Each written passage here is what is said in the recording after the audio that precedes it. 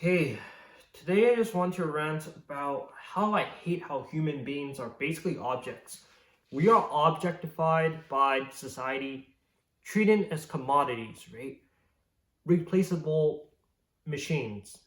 And work culture has pretty much promoted us just being viewed as assets in the company. We are just viewed as like ultimately tools that to fund a self-driven goal by rather the CEO or like whoever's in charge, right? So I'm going to be talking exactly about that today from the lens of a factory worker. So currently I'm a factory worker. I feel like I learned a lot about philosophy just by working in a factory because before this I was working as a designer.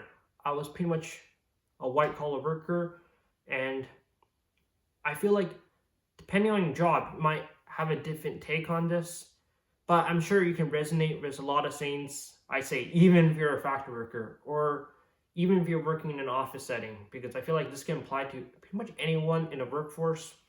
So,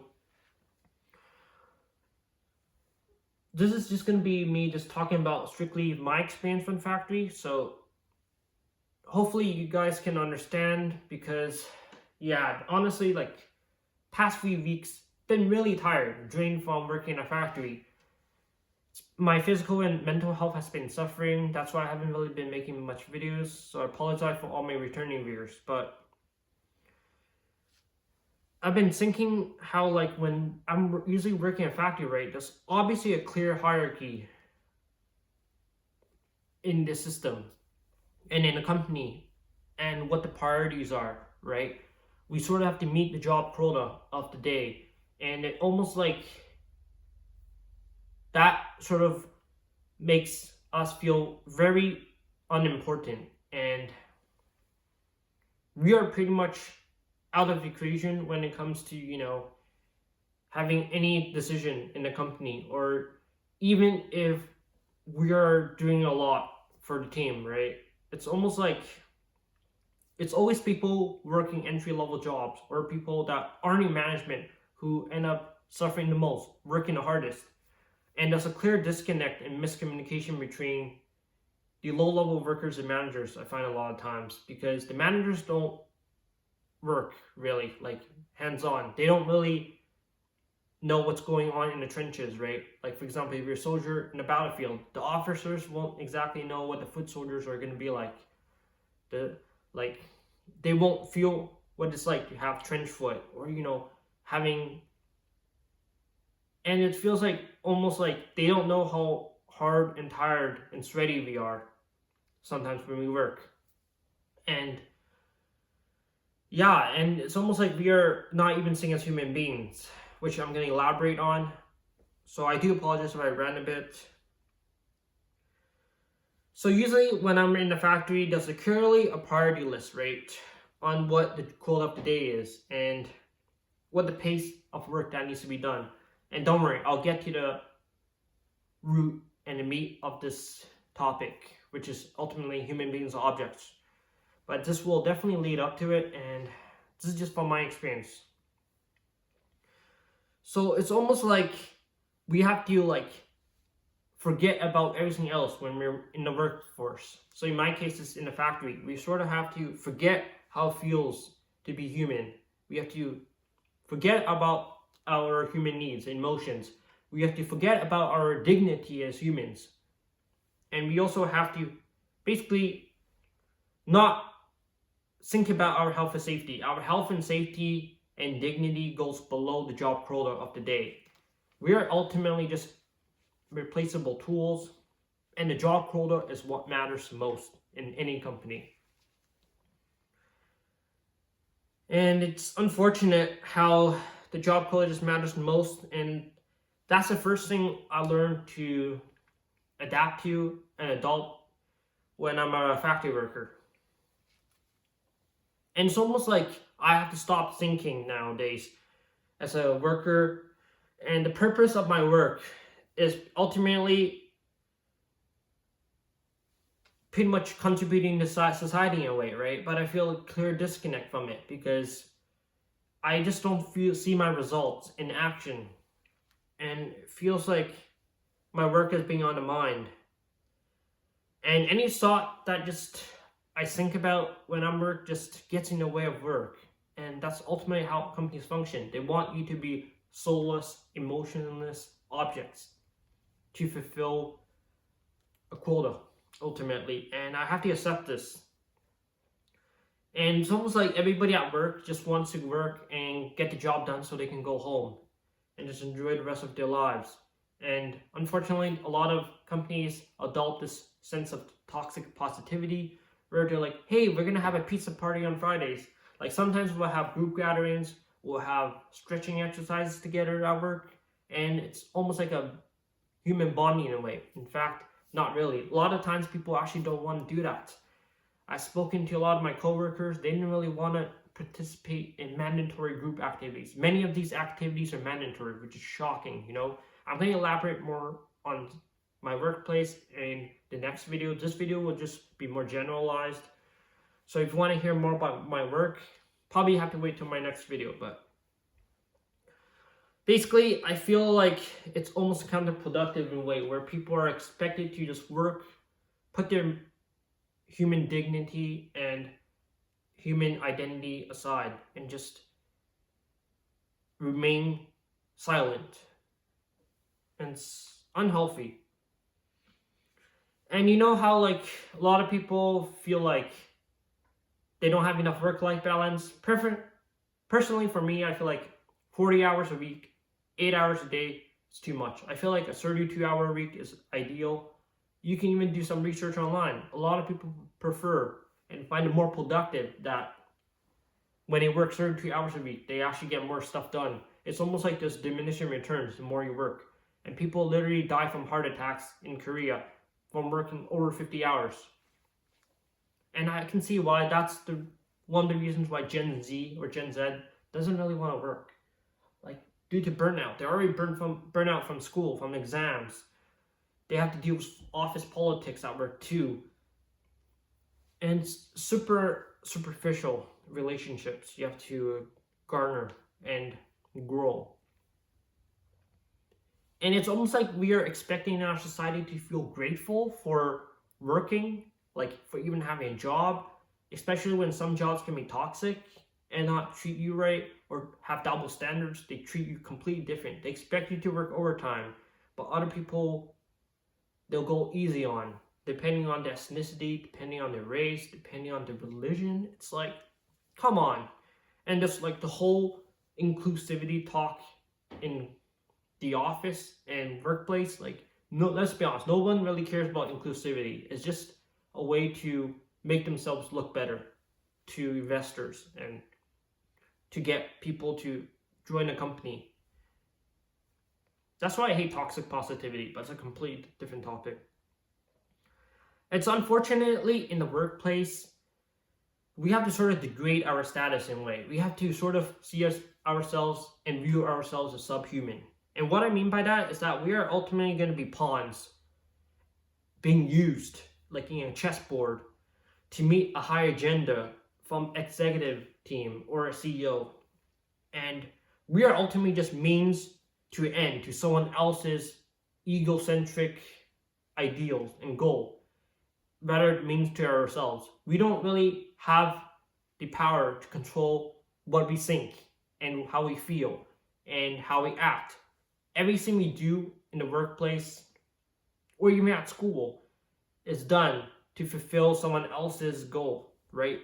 You go to class as well so you can get good grades. You have to listen to your teachers. We're socially conditioned to be subservient to people that are more senior and higher up positions than us. And we have to give up a bit of our human dignity. It doesn't have to be in the workplace. It could be in school, could be in social relationships. Sometimes you have to act a part, you know. We are ultimately just actors in a circus, in a dang theater. And it's frustrating how we have to pretend sometimes too, as human beings. Ultimately, what I hate about workplace is how we have to sort of fulfill as the need for someone else's economic goal for the quarter. It's frustrating how we're ultimately backed into a corner of learned helplessness at work. And this is like the equivalent of like a modern day slave or robot. You could put it that way. So I am ultimately sacrificing my soul, my physical needs, my bodily needs. Sometimes I can't even drink water at work. My also mental state too, my mental needs too. And it's almost like there's a zero connection to what I'm doing and what I'm actually contributing to society. I don't see my my results come to fruition. And honestly, it just feels like it causes affliction, pain, suffering. And in short, it's basically a dehumanized state of helplessness where I feel like I'm stuck in a negative feedback loop at work. I have to be forced to be obedient, forced to be almost like a pig or a sheep in a herd, listen and just not form my opinions. And this results in me not being able to advance my career because I'm put in this helplessness state where I can't really self-grow. And that's why I sort of want to actually go back to school based on my previous video, if you watched it. It's sort of equivalent to like soldiers trying to meet a political end. So it doesn't matter if you're a soldier, a nurse, a factory worker, a dang student, you're going to be oppressed in a way. You're going to be treated like sheep in a herd. You're expected to be subservient, listen, and there's going to be some sense of learned helplessness where there's certain things you can't do and you have to abide and say things given a set parameter given by the society, which is ultimately a social construct, which I got into how morality is ultimately a social construct. And ultimately, the whole point of this is that us humans, when we are objectified, when we're seen as objects, it's easier to control because they view us collectively and see us collectively as objects, not human beings. And it makes us incapable of thinking our way out of the stuck place we are in. And this is the systematic design of our society. It's socially conditioned to train us to make ourselves compare others and view others as commodities and things, especially also in dating apps, rather than human beings. And we're ultimately just using a resource in this entire society to drive ecocentric consumption product. Doesn't matter if you're a warehouse worker or working for Amazon, Spotify. You're ultimately a resource to fund to a company. So if you're like a developer or a project manager or even a designer for like a tech company, you're still a resource. They're going to view you as machines. They pretty much own you yourself. They own your brain. Whatever you think about belongs to the intellectual property and of the company. Basically, your thoughts are patented into the company. You don't own your thoughts in the company when you work in a company. Everything you say cannot be disclosed outside because of the NDA. So basically, our human thoughts are pretty much owned by the company. They get to utilize what we think and ideas we come up with. For example, if you're a developer or designer for a video game company, they own your ideas and you can't share it with your friends. And ultimately, the people behind the scenes are irrelevant unless you're the head of the freaking company. Basically, we become nameless faces. No one will remember us. We're just another corporate drone at the end of the day. And I think this sort of is unhealthy because if you look everywhere around, for example, salesmen, people going door to door to sell a product, they're going to view you as a client, a customer. They're not going to view you as a human being. I remember I went to an outlet mall one time. I was inside like Armani, and one of the sales associate came to look at me. He desperately wanted me to sell some jogging pants, and ultimately I didn't end up getting it, but guess what he did? So he basically went to the changing room while I was in the changing room, and he handed and slipped the pants underneath the changing room because he desperately wanted me to try on a different pair if it didn't fit. It's almost like he was super desperate to sell me this pair of jogging pants. Super weird. He was in the changing room. He was literally standing right in front of the door, of the changing room where the stall is open and closed, right? It's super awkward. Imagine you're in a changing room inside the stall trying to change into the pant to see if it fits. The sales associate slips another pant underneath. I don't know, man. It's like super desperate. And this relationship can also be compared from doctors seeing us as a client, nurses seeing us as a patient. And bottom line is that we see others on what they can do for us. We will be friends with others if they can benefit us or reinforce our worldview. Like if they're yes men, they agree with our struggles. Like your friends and family are probably people you tend to talk negative about behind other people's back, right? You're like, hey, this other day at work, this guy I really didn't like, and he did this to me. And your friends would be like, oh yeah, just ignore that guy. That guy shouldn't be part of your life. We're here to support you. It's almost like everybody treats the support system in a way that almost feels like a company in a way, right? Everything just feels superficial, from relationships to company culture to school education system, how we're forced to think a certain way. We can't think as human beings. And when we're in school, during the exam, there's only usually one correct answer, right?